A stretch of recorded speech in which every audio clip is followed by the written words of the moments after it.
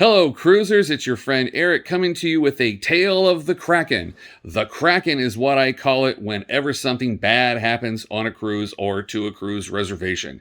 In this particular situation, we had a woman who was doing her online check in for her Norwegian Cruise Line cruise that was 21 days away. She was well over 90 days after having made final payment, and she was doing the online check in, and she thought about adding the bus transfers to the reservation. You know, the bus that the cruise line arranges to take you from the airport to the ship and back, or both. I'm not sure what it was in this particular case, but it was bus transfers.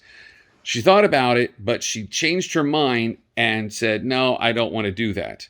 But in thinking about it and clicking at it and looking at it, it got added to the cart for that cruise, but then she didn't pay for it.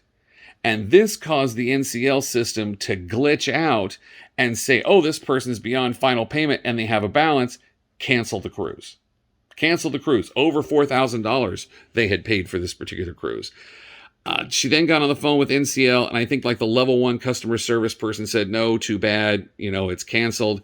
At that point, I would have been yelling, I want to talk to your boss's boss right now. Apparently that didn't happen, though, and she called some consumer advocacy group, and then it got all over the cruise vlogosphere. NCL did fix it. They gave her a credit. She's going on another cruise later, but then it happened again.